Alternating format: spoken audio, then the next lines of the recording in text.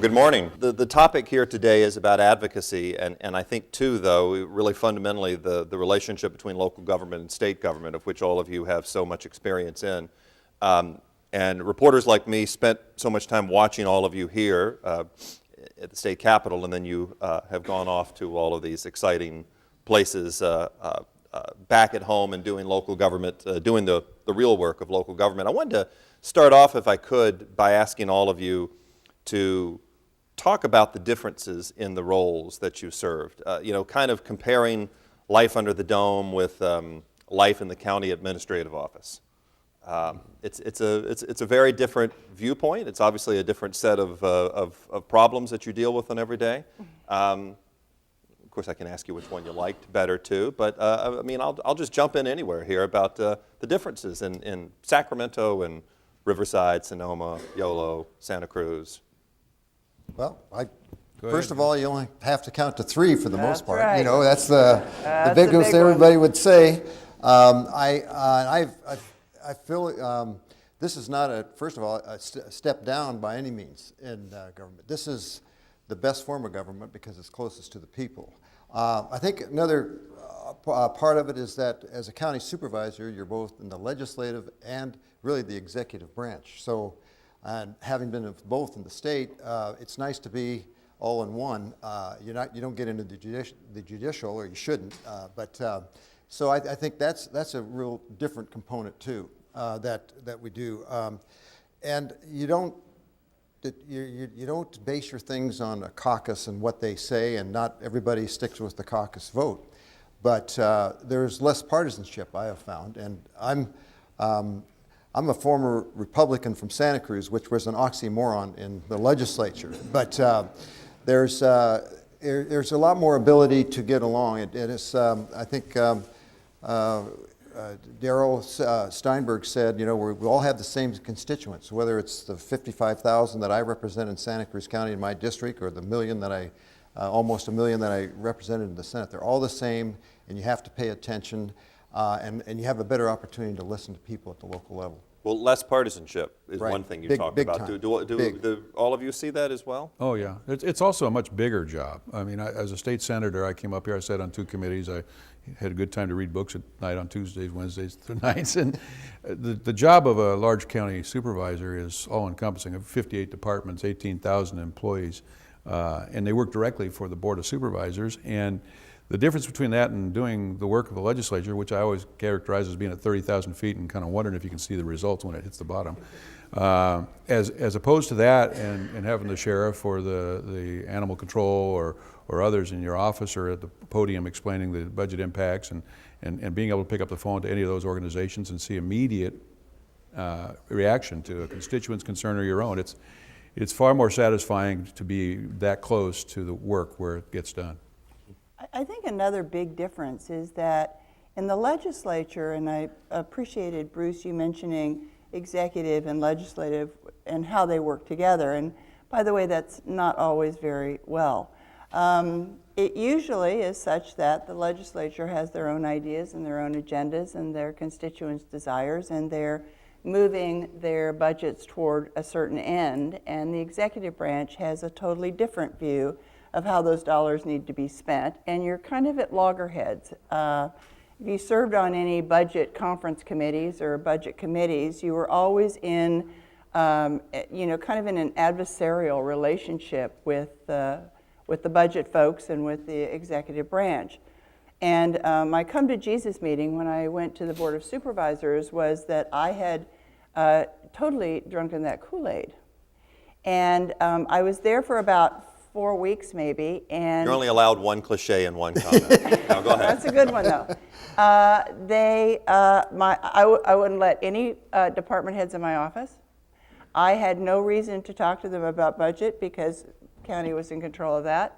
And my CAO sat me down, wonderful, wonderful man. He said, Valerie, in the county, you're the advocate for these folks. And it was a total change, and it was a total difference of how we did things. It also made me look a little bit differently about how to get through that legislative process, recognizing that split between the executive branch and the legislative branch, which we didn't have in the county.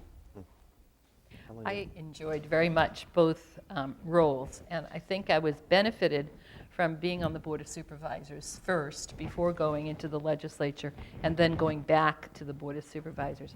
And I know that my last 8 years in the board at YOLO was very productive. And I felt that I could pick up the phone and call anyone at the state level and they would take my phone call because they knew my name. And that was very exciting to me because I could then get a lot done.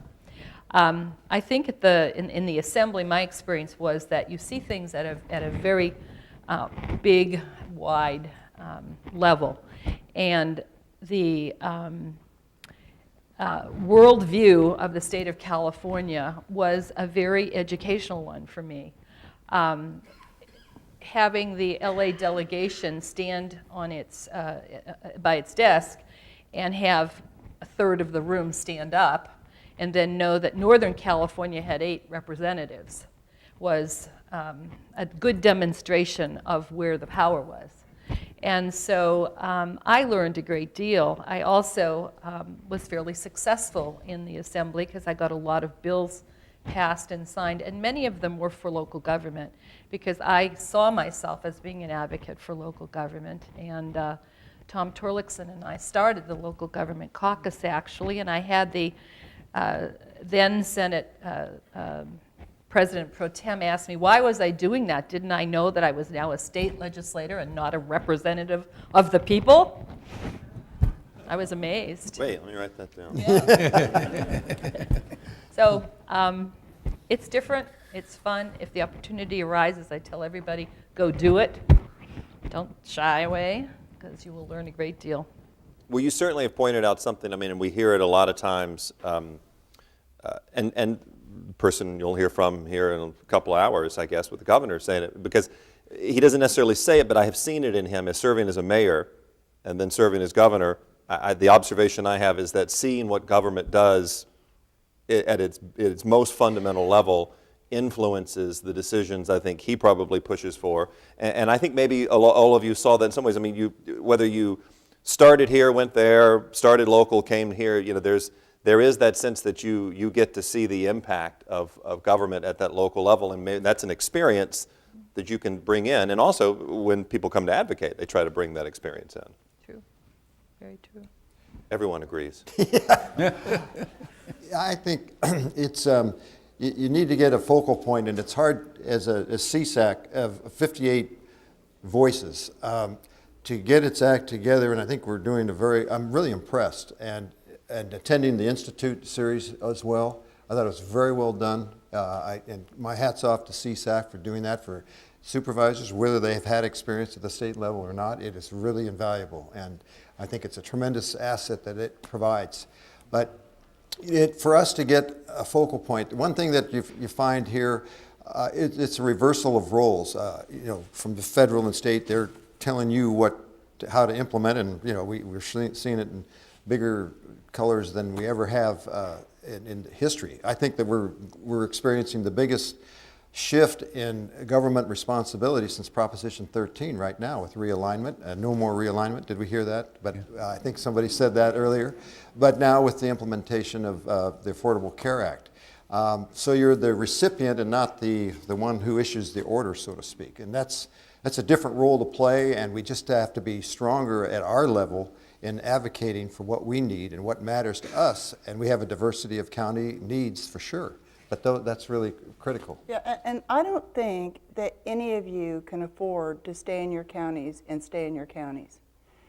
In my county, 55% of our revenues come directly from the state and the federal government. Why in the world wouldn't I want my relationships with those two bodies to be extraordinary? You don't have the luxury of not paying attention to what's happening in either place. Because if you aren't at the table, you know, you're not going to get the kind of resources that you need. And CSAC obviously operates as that umbrella, as all organizations do. But it is your stories, it is your conversations with people that you've had in the supermarket, it is your anecdotes that make a difference when you're talking to either a lawmaker, a decision maker, or a staff member. So you've just got to be in that game. And sometimes you'll find your constituents saying, you're gone all the time. I mean, for me, that was a huge issue because I was back at the federal level all the time. And I said, wait, you didn't want that highway money? You didn't want that money that we have for health and human services? How do you think you get it if we aren't in that game? So I just can't impress enough upon you how important those relationships are. And I probably just teed that right up for you, didn't I? That's perfect. Well, I mean, what I was going to ask is that, there is this notion out there that when people who served on the local level, counties, cities, come to serve in the legislature, they change. They forget the local mentality. They have some sort of amnesia to it.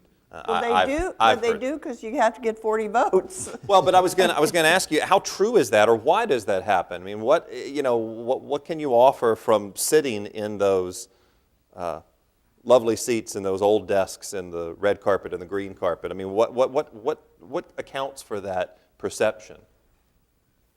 Well, I think it's true. Okay. I do too. I think it's true, and I'm not even saying it's sad. It's just the reality of getting the votes that you need for your legislation. It's just a reality. It's the larger politics. It's the larger politics, and Helen said it very clearly. A third of the population of the House come from Los Angeles. Well, I'm going to tell you something. The majority of those folks do not know a lot about rural issues. So you've got to go and talk to them and really influence them in some way to understand what your constituents are dealing with. And that's the name of the game. I mean, you can't do it any other way. And you suck it up sometimes and vote for things that you wouldn't necessarily like to vote for, because you know that in the end, it's going to come back to you when people understand that they can trust what you have to say about the needs of your county. There used to be and there still is, if it's a district bill, then they just go through it and let it happen. So you try to make it as district-oriented as you can so you can fly it through. But I don't think that's becoming easy anymore. I think that the partisanship is so great in the legislature today that you don't get buys very often as a legislator. You really, it divides down lines, and it doesn't look good, I don't think, for the legislature, and it doesn't look good for us in terms of how we deal with them.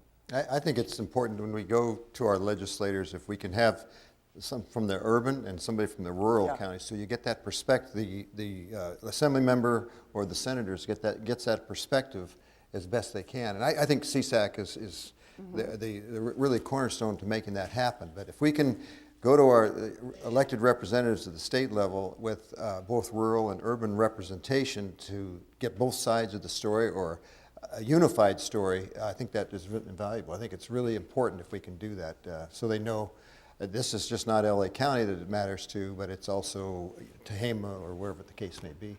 You know, I'd just like to add that I think when you take the D's and the R's off and you put 5 people in a room, you can come to some conclusions that you couldn't just do in the legislative arena. I was shocked by the strength and importance of the caucus, at least at the time I served, and the absolute 180 from the Brown Act, where we all got together and decided what we were going to do and vote. Yeah, right. Before we went out to talk about it. I'm shocked that happens. Yeah. Shocked. Well, it's the numbers, you know? The numbers work under the Brown Act. You've got to be a part of the team if you're in a team sport. And it is a team sport. And if you're a loner, you're getting nowhere. So you have to compromise. You have to be a part of the caucus. You have to be a part of more than one caucus to be really effective, and find groups that reach across the aisles, the urban counties, the north, the south. But you can't underestimate how, I guess, oppressive is the feeling of, I can't get anything done unless I'm part of a group and get to 41.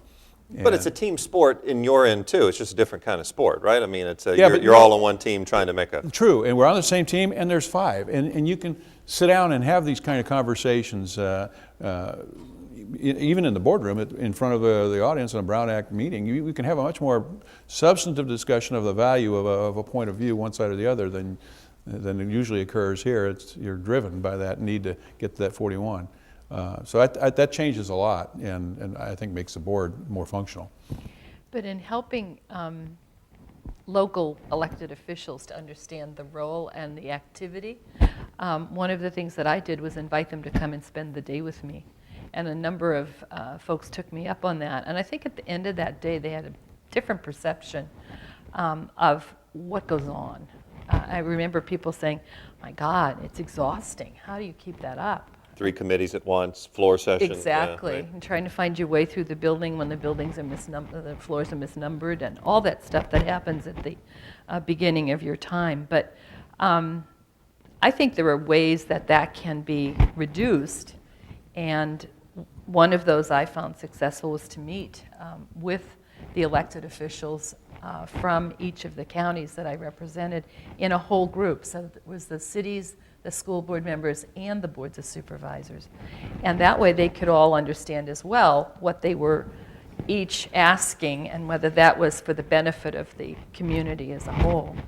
I was going to ask, all of you have kind of alluded to something I wanted to ask you about, which is the perception of a legislator when the door knock or the phone ring is from a county supervisor or a local official.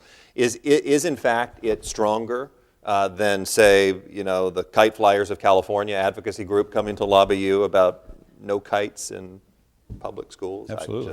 Clearly, I don't know what I'm doing. I See, that's why I don't make up the news, because it's a hell of a lot harder than just. But does that cachet really ring true? Yes. And does it? And I know because all of you say yes. I gave you the easy one. But I mean, but is that across the board? Did you notice that there were legislators who had to understand that role, or? Well, I could give you an example from a caucus that we had.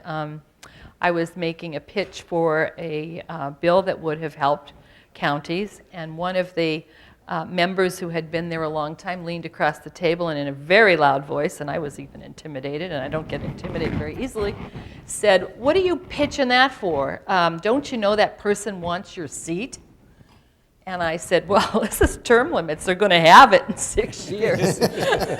So, yeah, there's tension and frustration and anxiety from some members who don't want to have that kind of influence from elected officials in their areas. The worst month for me in the legislature was March. The worst month. Which year? No, I'm just kidding. Every year.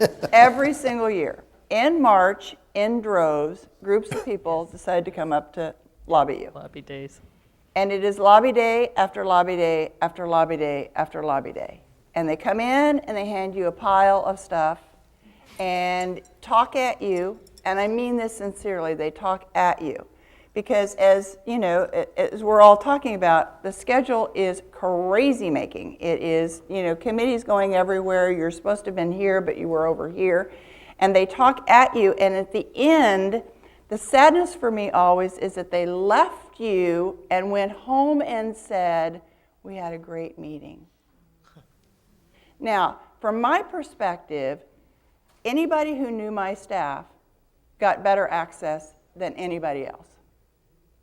If they knew my chief of staff, if they knew one person on my staff, and if they could call that one person on my staff, then that one person was going to get to me, and then something was going to happen. If they came to me, your mind is whirling a lot. It's hard, and I was young then. It's hard to hold it in your head. It just really is. So I think that there are a couple of ways that need to be changed in terms of the way that you access your lawmakers and your decision makers.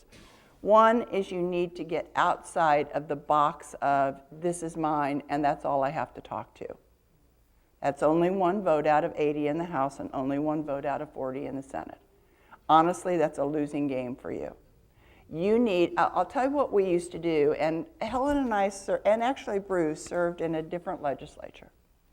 I don't remember not having good relationships with all Republicans. Mm-hmm. I don't remember not being invited to houses and going out to dinner and having conversations and even battling out bills that I sometimes won with Republican support. I don't remember ever there being a time when that didn't happen. So what we did to kind of showcase where we came from is I remember Joe Baca, who was a congressman down in Southern California who now is in Congress, would invite 20 of us. Was in Congress. Oh, sorry. Wants to be again. That's another story. Never wanted to leave. Totally get that. First one to say hello to the president when he came into the room. I get it. Anyway, Joe would invite 20 of us, Democrats and Republicans, down to his district. And he would have his district folks there that would be able to tell that lawmaker what was going on, and it was kind of like a night out party.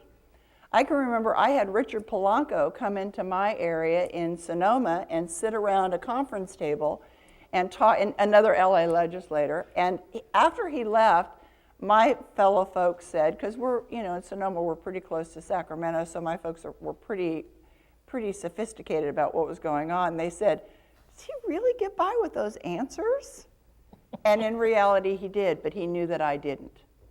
So there was so it's partly having lawmakers work with lawmakers so that you get a better perception of both sides, and your umbrella gets a little bit wider in terms of the relationships that you have. So can I just say, I'd really think it would be wise it was for me to just get it down to the local level. It was coordinate talking with Democrats all the time, and because they had more numbers for the most part to begin with, but you need to get a communication going with that. But I think, and maybe many of you do this, but I've invited each of my colleagues on the Board of Supervisors now to come to my district and drive around and see where I want that library, where this water problem is, where this road situation is. And I was shocked. It hadn't been done in Santa Cruz County by any supervisor before. So don't just think about the legislature in Sacramento, but I really advise that if you can have that communication and spend an afternoon or a day driving around your district and then reciprocating and go to the other member's district, it's invaluable. Mm-hmm. And the trust that you spend an afternoon with each other, number one, but the trust you get and the knowledge that you get of, okay, I know what he's talking about, that's a good deal, or no, it's not that important. In some sense, that's almost a version of the old all politics is local. I mean, you show somebody the real impact. Right. And all of that. When you, in this era, and this has all been kind of touched on, but I'm curious and you all have served at different times. And so, I know we were saying that the sense of things was different, the mid-90s than say it has been more recently. But I did want to talk about how that is impacted, what folks on the county level and local level come up to try to talk about: term limits, partisanship in general, the state's financial problems. All of these things seem like, to me, my observations is in a cauldron here that has definitely impacted, has got to have impacted not only the local-state relationship, but also to that dynamic when people come asking for X or Y or Z. I mean, can you? I don't know that you can tease out any one particular thing, but I'm just curious. I think, I came in 2002, and we just really had gotten to the point where everybody had figured out how to work with a 6-year, 3 terms in the assembly. And the thing you did is introduce a bunch of bills your first week and start making plans on which Senate seat you could get to. This 12-year one house has changed that, and I have high hopes that it will change the partisan nature of the houses. We have a new senator from Riverside, Richard Roth, a wonderful guy. Happens to have a D in front of his name, but he's a great friend, and I like him a lot. I am thrilled to look at the book and see his term expires in 2026 or whatever the number is. It's an amazing thing. He's, I think, going to be there. He's the one guy that just got elected and has never served. But I think that dynamic has changed things a lot. How many bills were introduced in the first week of session? Dramatically less. They're not planning those steps. That's not the focus of their time here quite as much as when we got when I arrived, and that was kind of the caucus advised you, this is what you've got to do. So I'm hopeful that the term limit change will have a positive effect on the partisanship. Yeah, I think the three-legged stool of the term limit change, the top 2 primary, and the redistricting commission, those 3 together, there might not change the numbers in the legislature, but I do believe it's going to put more people in the middle because your partisan politics entirely in a primary isn't going to sell or get you elected. Maybe you might you're going to have to get somebody in the middle to be one of the top two to begin with in a primary. And then I think the redistricting commission is good. This is all going to have to play out, and it's going to take a couple of election cycles. But I look forward to maybe not a change in numbers in the legislature, but I think it's going to be more of them in the middle. I certainly hope so. I think California deserves that. But as I pointed out, it's both the politics and the policy issues, is it not? I mean, look at the fiscal issues that we've gone through over the last 5-6 years. I mean, we've gone 20, 30, $40 billion projected deficits, cuts as far as the eye can see. That dynamic is no doubt had to put a strain on those advocacy issues too, and that may change. And I mean, because there's a fundamental meeting of the irresistible force, the immovable object, and now I'm mixing up my own crusade. But I mean, that's a very difficult place to be in when someone comes to you and there's nothing else you can do. And many of those things are initiative driven. Many of the changes in policy are initiative driven, which makes it even more difficult to put together good policy that has funding and a future to it. I think policy discussions are not very apparent anymore in the legislature. I think that political discussions are everywhere, but policy discussions, whether it be about water or agriculture or immigration or healthcare or whatever, where both parties would sit at a table and talk about what was going on with their constituency despite where their parties came from. I don't think that happens as much anymore. About 2 years ago, maybe 3, Supervisor Zane and myself and another board member at the time, Mike Kern, came up, and I hadn't been up here in a long time. And I just hadn't done it. And we went around and talked to the various legislators that we were related to in terms of geography. And I didn't understand the language anymore, because when we would talk about the budget, we would have crazy caucuses about healthcare, caucuses, it wouldn't be Republican, Democrat. And you would sit there and work it out. And I can remember sitting in Willie Brown's, in the speaker's conference room with all seats taken, all around taken, all standing there, Democrats and Republicans alike, throwing in what might happen in the Big Five and how that budget might be dealt with and what was going to come back and how we were going to deal with it. That none of that happens anymore. So when I would say to one particular legislator who now serves in Congress, I said, well, who do you go to? Who do you talk to when you're talking about the budget and you're talking about the things that matter to your district? How do you do that? He says, we don't.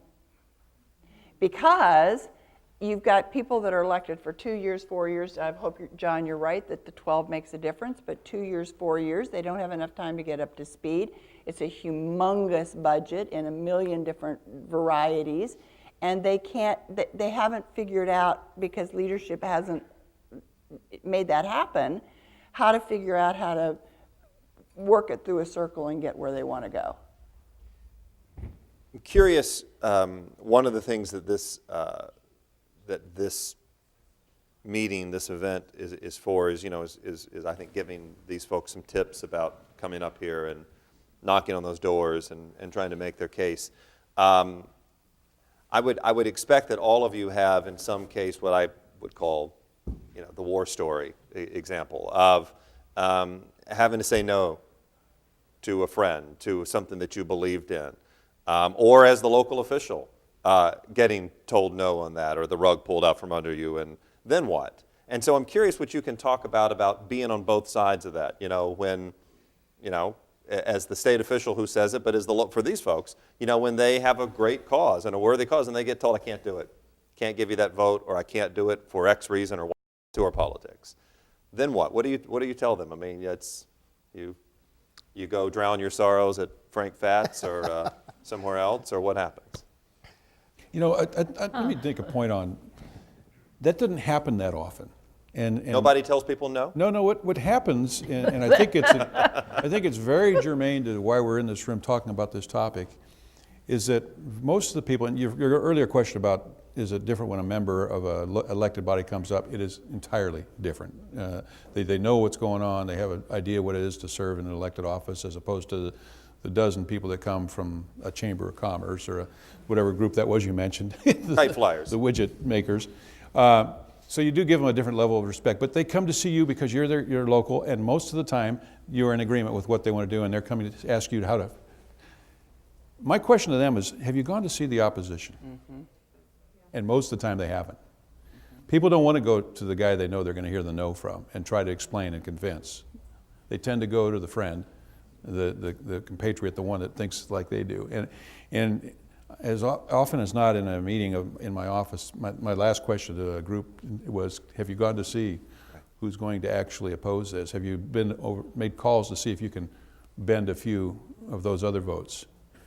We tend to want to go see our friends. It's easier, it's less confrontational. And so as the legislator, very few times I had to say, no, I'm on the other side of that issue. Yeah. They don't come see me. Well, And actually, as a legislator, that's the first question you ask when you see the bill. Who's in the opposition? Yeah, absolutely, Who am yeah. I going to have to fight on this one? What's going to have to happen here? Who am I going to have in my office and talk to? I mean, you really weigh that out right up front. Yep. If you're good, you tell your constituents that that's happening. Go see these guys. well, I'm going to introduce the T word. Thesaurus? Yeah, it's called taxes. When people would come and talk with me about the kinds of things they needed for their communities, and I'll use Yolo County as an example, city of West Sac, the city of Woodland, and the city of Davis, I asked, what is it you can also do for yourself? And we got 3 bills, and supported by both Democrats and Republicans, to allow those 3 cities to up their sales tax in order to do the things that they wanted to do. And they all passed successfully locally, and those programs are in place, and they're doing very well. The other is the library tax. The state library tax needed to be revised, and it hadn't been in years, and that was done. And Solano County and Yolo County all have new libraries. So I think there's a piece of this that you have to think to yourself is, well, okay, but what can I do for myself? What can I do as a leader in my community to bring these resources to the community? And who supports me in that? And if you can get the support at the local level, your legislator will take on a tax, I hope they still will, and help to get that through to enable you to put your taxes up locally. Nobody likes to hear that, but that is an opportunity. I think we have a disadvantage as county elected officials in that we have to live within our means. The federal government keeps printing money it doesn't have, and the state gets around budgets with mirrors and gimmicks, although it looks like it's a little more stabilized, much more stabilized right now.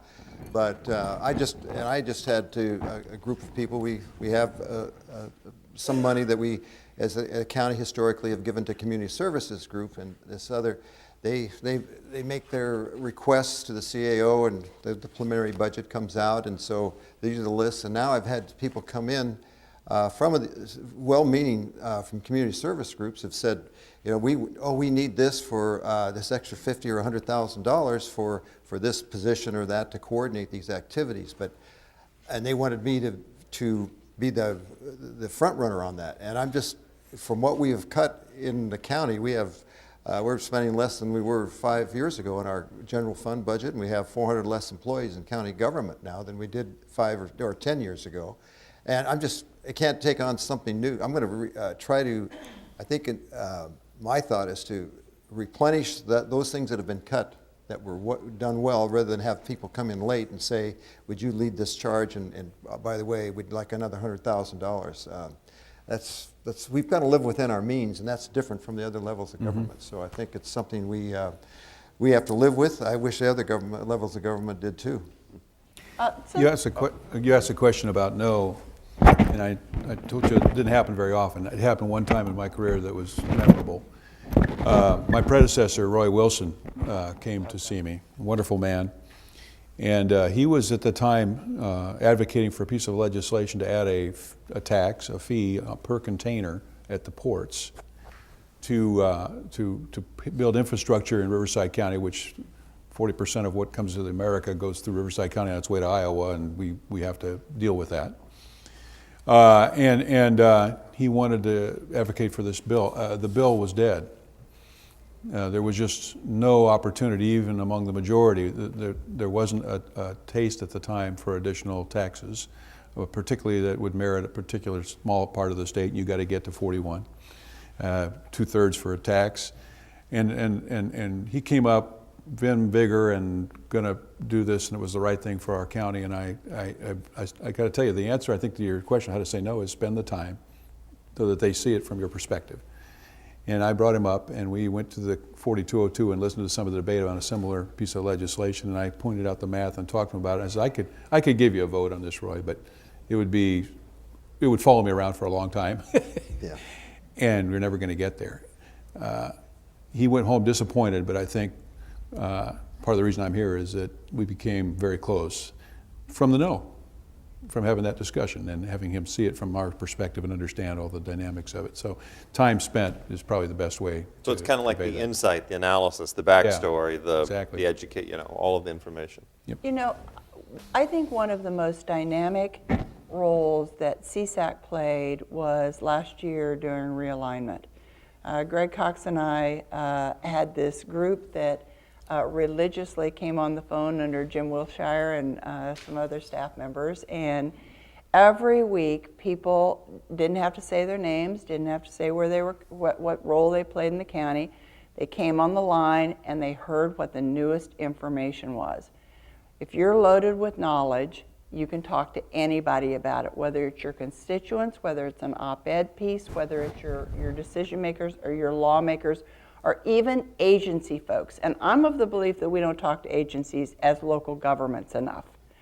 Local governments need to talk to agencies to find out what they're doing, how they're implementing, what way they can, maybe some of the agency folks need to come and visit our county human services department to see how it operates, to see what they've put into law, what is not working, what could work better with major tweaks in legislation, and get it to move a little bit better. But the staff at CSAC, throughout my entire role as a county supervisor, I knew I could call any one of those legislative folks and they would tell me exactly what legislation was going on, exactly how we could help in our county by either writing a resolution in support or a letter in support, or if we needed to come up and advocate.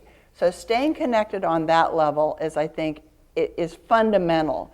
Then you can make the leap up to the chief of staff or the staff member of the different, legislative offices, and I would do it in 2 or 3s. I wouldn't just stick with one. You gotta build your support somehow. So I would do it with as many people as you can. It's an interesting point. So you're saying your point is to not just stick to the Capitol. Pick up the phone, call Caltrans. Pick up the phone, call EPA, call whoever. Absolutely. That's a great point. The advocate coming out of the agency, oh boy, there's no stronger, how can a member of the legislature really debate when the agency is saying this would solve a problem? It's very powerful. You just forget it.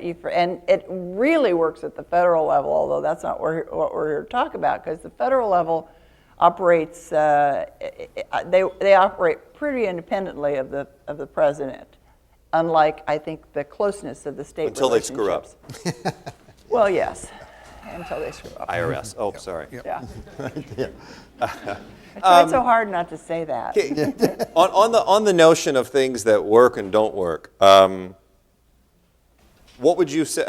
I think I'm teeing you up for one that I know it's obvious, but it's okay. We'll talk about it. Do you advise local officials who are unhappy or who want something or whatever? What do you advise them when they want to go out, if they wanted to, say they wanted to go out and, call somebody like me and beat their chest about a particular issue that way? Or social media now, start firing off tweets and Facebook posts about, the outrageous X at the Capitol or what? Can you offer some insight about the outside game versus the inside game, or playing that card? When you play it, you don't play it. Frankly, I'd like all of you to call me anytime. But anyway, what is your thought? I think you make a permanent I won't say enemy, but a disaffection in attitude That's towards very a person, diplomatic of you. A Yes. disaffection. towards a person who would ordinarily be helpful to you by going out and saying, well, they didn't do this and they didn't do That Helen Thompson, particularly she on really, yeah, she really is awful and doesn't respond and all the rest of it. I'm not sure what I would say about the tweets and the emails and all the rest of it. I didn't pay much attention to that, I'm afraid. I'm an old-fashioned, non-tech person. In fact, I used to love watching Valerie entering all of her phone numbers in her little phone thing. Yeah. Phone thing, well Phone said. thing, yeah. Chris, you- Yeah, right. Her cell thing. Chris, you were Yeah, gonna. I think if for advocacy, if you can, and you go up with a group of people, or if you're alone, and you're going to lobby one of the legislators, look someplace where you agree with them, and say, thank you for doing this, but now I need that, and there's a comfort zone, and if it's not there, well, then I don't know what to say. You just go for it. But if you can find something that is positive to address your legislator before you make the ask, I think that's a good thing to do. And it's bigger than that. It's saying to that legislator, I know you've got a bill out here on mobile homes that is really, I've got some, certainly in my local area. Is there some way that I could drum up some support for you? Right. Would you like to have me call my mobile home folks and see if they'll write you a letter? And after that conversation is over, you can drop in. And by the way, I've got this thing I really need your help with.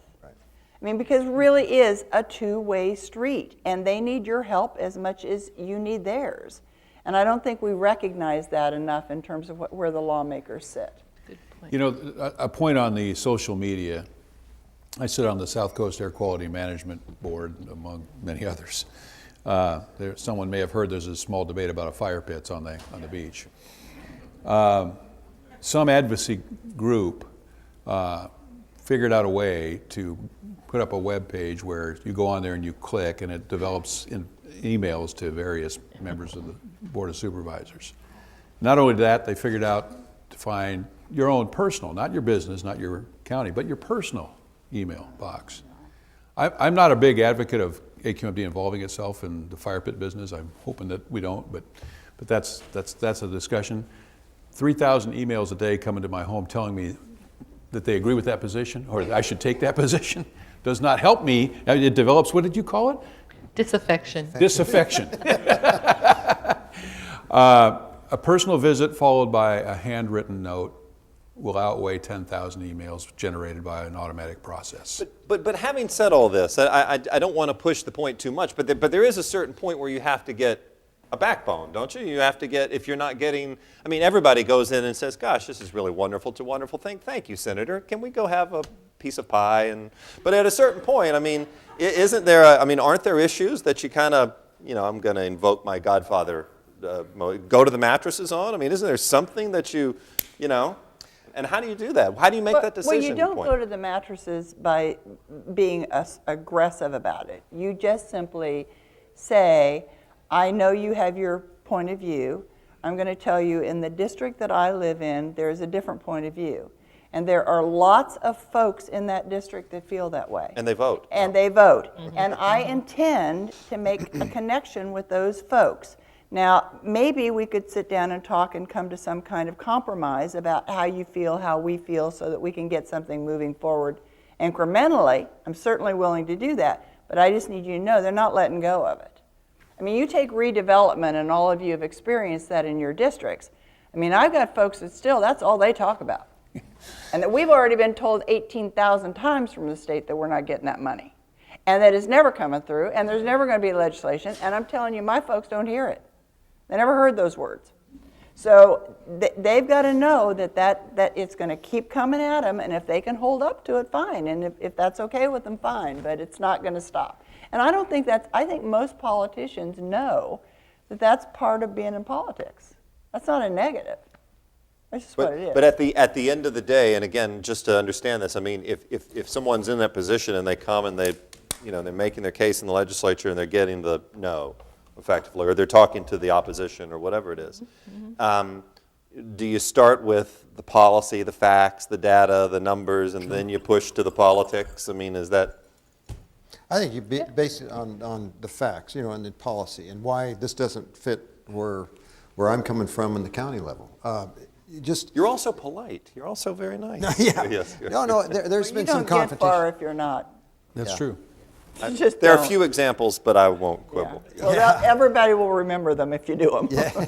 No, I think that you just you come in, well positioned to say this is why I think you're not doing. This needs to be amended or changed, and that's why I kind of have a problem with county boards of supervisors taking acts on bills that are going through the process because they get amended 13 times one way or another, and you don't know what bill you're going to end up with. I think it's, from about my perspective on a county level, sometimes I'm very hesitant to say we should have, especially in the first introduction of a bill, that we're supportive of it or opposed to it. Then you also become a talking point, don't you not? I mean, Yeah, then that's true. whoever up here waves that county board of supervisors endorsement or whatever, or opposition as a... Yeah, and to go back, I just want to go back, having been in my first life in the newspaper business for 26 years, I just give more credence to the identified press as we know it. The emails and that anybody can say anything, and it's too much information can be a bad thing, and inaccurate information can be an awful thing. And I think that that's complicated things because things are said among our citizens, and they can say this person said this about that, and it's not true. And But I read it on the internet. But if you really, I think there's still a trust or respect for the established news media, much more so than what we're experiencing. It's different today, certainly, than when I was in the legislature about the emails and internets and whatever is going on. There's a lot of unsubstantiated comments that are being made. But I think if you can articulate your concerns and the facts about whatever it is you're discussing, and you can understand the other person's point of view, and you understand where they're coming from, but you agree to disagree, there's a lot more respect for that than just yelling and arguing and walking out of the room and saying, I'm never going to support you, and I'm going to call the newspaper and tell them how irresponsible you are. Don't call the Constituents- newspaper, call television or radio. constituents- Go ahead. constituents will threaten that much more than legislators Right. will. Yeah, that's Constituents right. will threaten that on them, and you just say, really have at Gotta it, go. you got to do what And you then got to do. whatever you do, don't respond to it. That's just don't fuel the fire at all. But I want to just share something with you that is, now that I'm fully retired for 5.5 months, I have come to kind of look at differently. The four of us are of a certain age generation up here. I look out in the group, and a lot of you reflect us. You're not big Twitters, you're not big Facebook users, you don't use social media, you don't text all the time, and that will be the new game in town. It will be the new way to get to people. It will be the new way to get information in quick, fast, and easy. And I think that we have to look at the fact that however we've experienced it, and I would bet 3 years it's going to be so antiquated, people will be looking at us like, really? They did that back then? You didn't have pantyhose? What? It's gonna come. And one of my colleagues once said, after being at a retreat where we were all talking about how to make an organization work better, he said, I was really just sitting there looking at how incredibly antiquated local government was. So I think it's something to think about, to start to play in, because that's going to be another way that people relate to. I mean, if I could send to my legislator a 16-word text while he's sitting on the floor, that means something. Yeah. Well, and I was going to point out, I mean, for in the 12 years that I came back to Sacramento full time as a reporter, the evolution of that medium for sitting legislators is phenomenal. Oh, yeah. Texting and email is one thing, Twitter and everything else, and they're reading it and reacting in real time to what their constituents are finding out.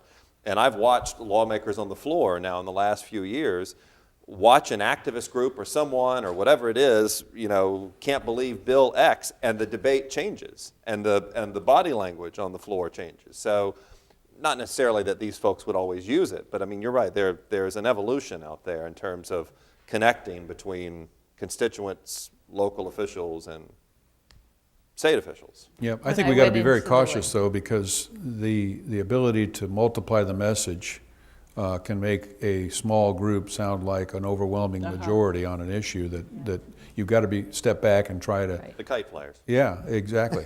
And it's happening a lot, and also, and with all due respect to the media, you've seen some dramatic erroneous information become front page, ABC, Fox News. They've all caught themselves repeating something that was absolutely erroneous that they picked up from social media. So it comes with some downsides we've got to be very cognizant of. When I first went in '96 to the assembly, there weren't computers. And when I left, they were installing computers. And when I got back to the Board of Supervisors, it came to the point where we were doing paperless agenda meetings on computers. So it's a big forward movement that I agree with you about local government needing to be right there with all of that. I mean, Helen, if a lobbyist wanted to talk to us and we were on the floor, Couldn't go. they had to have the sergeant send a card in Right. to us, and we got to sit there and say, whoop, I'll see that person, or whoop, I won't see that person. And you'd have to leave the chambers and go out and talk to them. That barrier is gone. Even though there's still a rule in place about Oh, I'm that. sure there but- is. Hey, that's a story for tonight. Yeah. I'm going to open it up to questions in a moment here, because I think their questions are probably the most relevant to all of you, so they walk out, I guess, with the knowledge that they need. I am curious, though, kind of as a tying up a couple of loose ends from my end. So when you're on the local level, you're a county official, and you want to interact with these legislators, you don't just have to do it in Sacramento.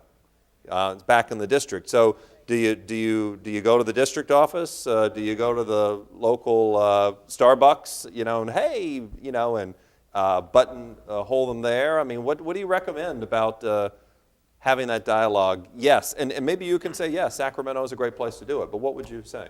I would prefer that they come to the district office. Me too. It's quieter. You're not interrupted. You don't have committee meetings. You can set up a time specifically, and you can talk in their territory as well. So I think that that's a more successful and a more productive place to meet than meeting at the Capitol, quite frankly. What No about question. Starbucks, the gym, Well- Where? the restaurant, Anywhere but the Capitol. Yeah. I mean, you come up here and ABC? you're on their calendar, and you're one of 20 appointments they have for the day, and we all been on the other side of that calendar. It's so much more effective if you can meet in the district, whether it's Starbucks or his office or your office or her All of you office. go But I home don't, right I now. don't Just think get it's fair. high five, airport. I don't think it's fair to be on the treadmill and you're working up a sweat and somebody comes and says, hey, I've been wanting to talk to you You think you're about sweating AB, now, Helen. whatever, What did I tell you? and this particular detail, and I don't like that, and you're thinking, what is he talking about? Yeah. I think there's appropriate time. Oh, yeah. Starbucks is fine, but I still think that an office is a good, quiet place In to addition talk. to that, it's not just about having the decision maker coming to your district. It's being able to prepare what you have to share with that lawmaker in a way that when they leave, they get it. Which means that it's not just you. You need to bring in the people that are affected. You need to, and don't overwhelm it, but bring in the people that are affected, the people that have the most to gain, the people that have stories that make it alive for them, that make them leave your office thinking, or you leave their office thinking, oh yeah, I don't remember anything that they said, but I remember that piece. Something came clear to them. It's not just a one-on-one, because it's, you can pull that off sometimes and it works, but it really just helps to inform them. I think most legislators try to be really good politicians and policymakers, but they are just not as informed as they need to be sometimes, and I think that's your job. What is the password? No. Let me ask some questions out here, and I can blend in some others as well. But if you've got them, there's a microphone right there. I know you're all itching for them, other than they just told you to go home. Interact there. Probably will need the microphone if you don't mind standing to it. It's right there in the middle. Or maybe someone can bring. Is there anyone back there? Liebler, Gene. Someone's just dying to throw the microphone that way. What moves you? And I'm asking that question because you all came into office with core values. Is it an impassioned constituent or group of constituents? You obviously said that 80,000 emails aren't going to do it, and I heard you speak about lobbyists talking at you. That doesn't move you. So what moves you? Is it money? Is it someone speaking louder than the next person? Passion? What rocks your boat that you're going to vote a certain way? I think, in my perspective, you hear all the other stuff, but every once in a while someone will walk in the door and give you a perspective on an issue backed up by logical, factual information, and you say, wow, I hadn't seen it from that perspective. That happens occasionally, but it doesn't happen from screaming, and it doesn't happen by big numbers. It has to be a time where you have an opportunity. It has to be presented succinctly, clearly, one page. Don't drop 20 pages of material off in the legislator's office. I can tell you where it goes. but a well-reasoned, logical argument presented amicably. I ran for the legislature in '96 to make a difference in mental health and to change the laws in California that prohibited people from getting care. And so the 6 years I spent in the assembly, I'd say probably at least half of my bills were about health care and mental health. And that's what my passion was, it's what moved me, and it's what I worked hard to change. Yeah, I'd say, that we all have basic interests, and every one of us has a special interest, has a special interest somewhere. Mine was education and environmental protection and public safety. And I think that about lobbying or going to the advocate, we ought to not just look at your local representative, but look at who are the chairs of the committees and the vice chairs, because they're from the different parties. I think that's still the case.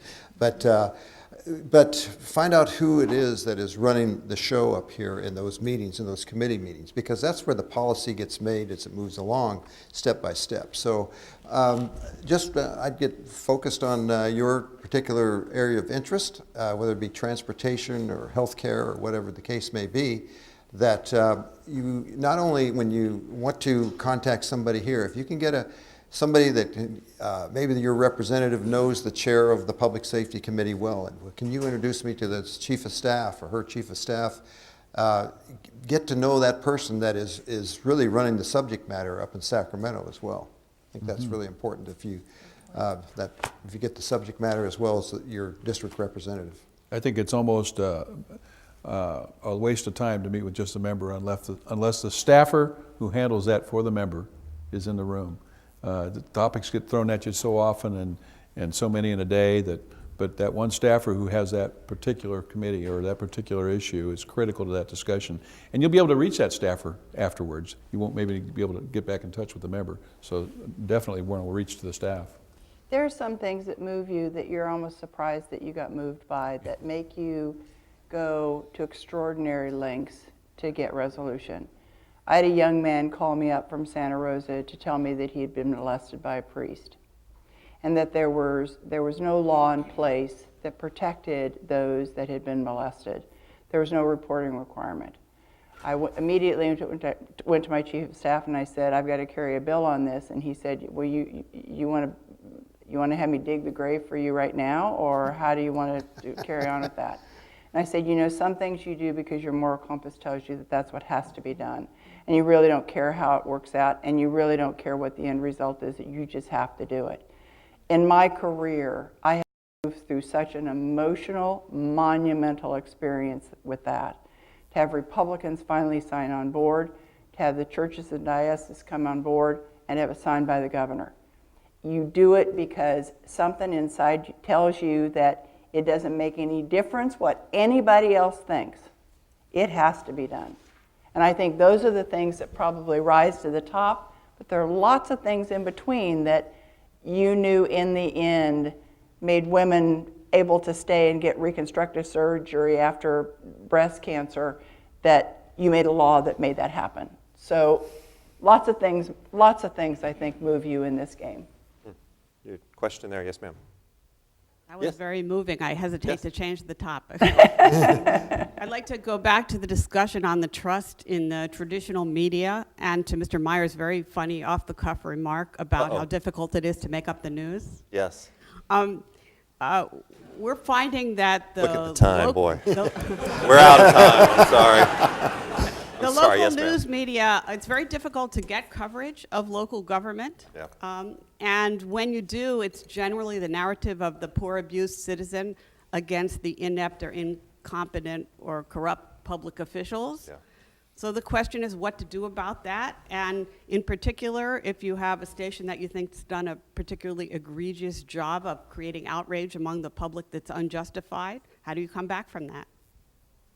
I think this is an area where the social media is very helpful. Yeah. I think that, you know, I've got a community in the East End in Blythe with a newspaper that's, I won't say anymore. Got another one in. Narrow it down. Got another one in Temecula that the reporter was packing his bags yesterday. He just got the word that they're closing down, and this is happening all over.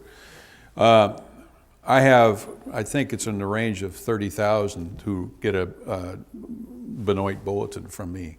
And it's my opportunity to put out the other side. And I'm finding more and more people are reading that because they don't get it other places. And it is, I think, an opportunity for all of us to communicate better with our constituents directly, with a side, and particularly those who are interested, with a side of the story that doesn't get told because it's not sexy enough or it's not dramatic enough. That area, I think, is growing and will continue to grow. Our ability to immediately interact with and at least provide and offer the other side of the story directly to the constituent. Yeah, I think the importance of social media, aside from what I said about, you know, there's anybody can say anything. For us as supervisors to tell people, it's not to sing how great thou art. It's just that 90% of the people don't know what you're doing or what you've done unless you tell them.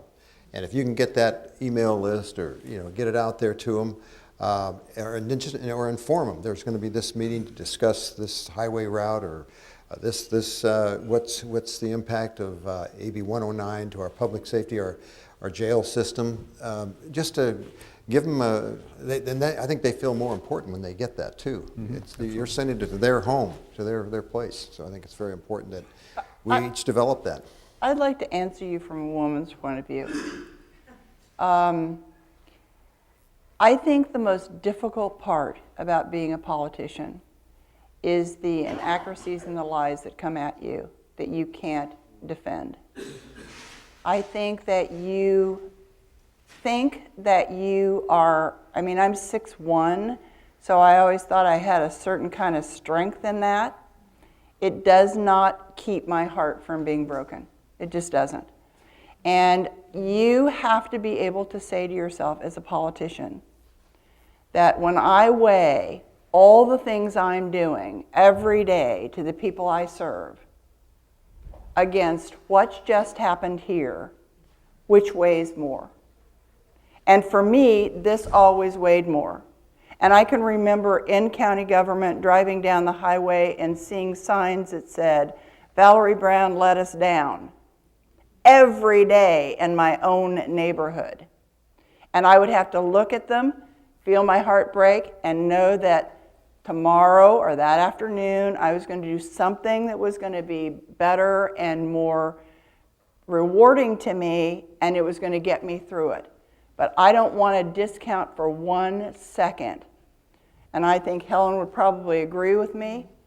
As a woman, you experience things differently.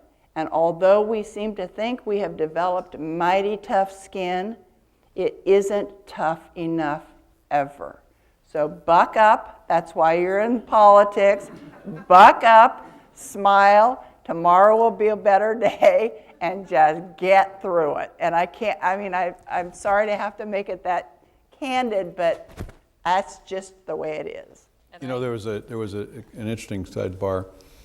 We had a huge issue with RDA and a trailer park that was $20 million in the ground and $7 million RDA taken away and not going to get completed. And we worked on trying to get. And Governor Brown came to speak to us at CSAC, and then when I brought that up, he mentioned the freeway sign. Remember that was in his district after he left the governorship. You know, this half-done interchange was presented to you by Governor Brown. You know what? To all of us. We eventually got the money for the trailer park, so he was impressed by that sign, obviously. So it is tough though, and better communications is always, I think, the bottom line answer. Did you want to say something? Oh, well, I was very fortunate. I got to commute back and forth to the legislature, so I could go home every night, and at home was a full-time psychiatrist. I forgot. I want to move on to the next question. So well but prepared. I want to move on to the next question, but just a 30-second comment from the cheap seats over here. I mean, I think that the enormous pressures that have been put on the news business in the 20 years that I've been a reporter, they're mind-blowing. What I started off with as a 25-year-old and now as well, you can do the math. The changes, the fewer resources, the fewer reporters, the higher deadline pressure, and what you end up getting a lot of times, unfortunately, is you find these squeeze points where the fact-checking and the ability to think really are very obvious how thin they are, and one of them is local government. Mm-hmm. Yep. I spent 4 years at the NBC affiliate in San Luis Obispo, and one of my favorite places was the County Board of Soups.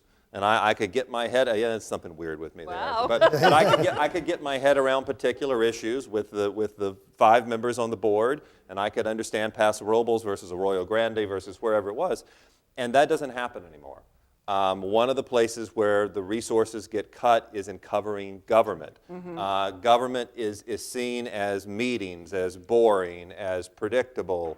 And this is a news manager's, and this is a mentality issue. And that's not to say all reporters, the reporters who believe that too. So my message to you is, you've got to find a way to reach individual journalists. And then when you feel you have been wronged, you have to find them, and you have to decide what level of wrong has been committed, whether it's a small sin, a large sin, and then you have to find a way to yell up the food chain to an executive at that news organization if you feel it's a huge wrong. But it is a place that I have noticed as a journalist we have squeezed dramatically is the coverage of local government and those issues. Mm-hmm. Yolo County Board of Supervisors was the training ground for every brand new, just awarded diploma journalism graduate.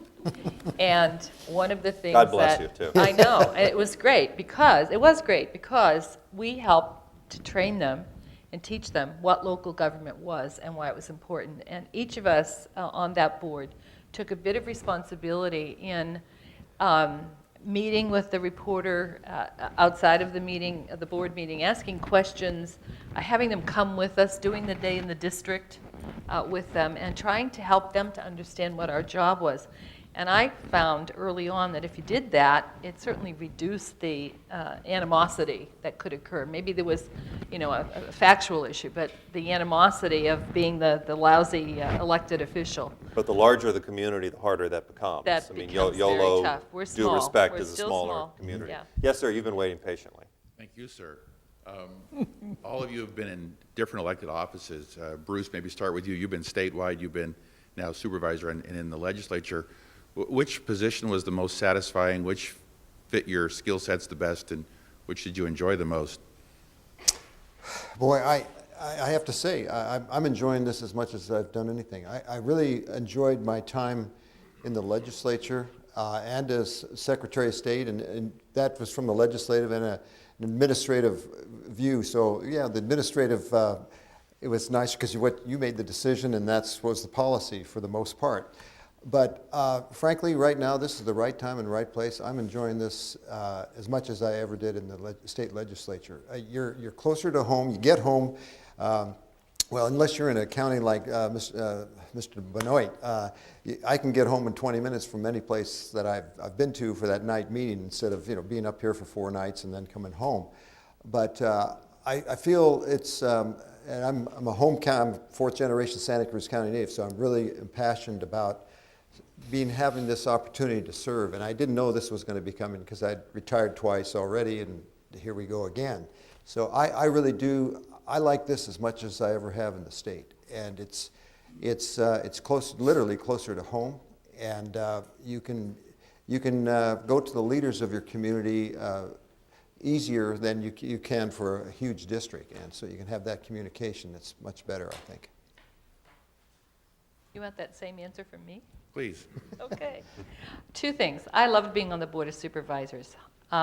It satisfied my need to, as a nurse, to take care of things and make them better and fix it, and to get some instant gratification for that. I also love being in the assembly, and I'll tell you the reason why. I found it the most amazing educational experience I've had in my whole life. I learned more about the state of California than living here for 50 years. And I passed legislation that set the national model for the coverage of the mentally ill. And so I felt an enormous sense of satisfaction out of that. I'd worked for 50 years as a psychiatric nurse to get to that point. So both were incredibly satisfying, and I emotionally liked best the Board of Supervisors. I didn't like the clashes with folks over differences of opinion and policy. I didn't like the fights with the leadership that I had. That's here in Sacramento. In Sacramento. And at the Board of Supervisors, it was much more civilized. If you had a fight, you duked it out, but you didn't go around sulking for the next couple of weeks. And so it's just a much more real experience. And You left out, as a McPherson and a Scott, Yes. We put together the bill that Oh, we had established good fun the with state that. tartan. So California has a state tartan now. I didn't wear my kilt, but next time. I could have put that photo on social media, yes. The point made about an education is absolutely true. My 7 years in the legislature was incredible as far as the breadth of different issues. I mean, I served as the vice chair of insurance and vice chair of energy.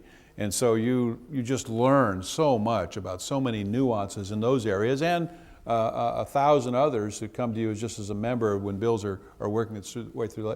In that respect, it's more interesting and instructive than a supervisor, because you do narrow down to the delivery of goods and services to the people of your district.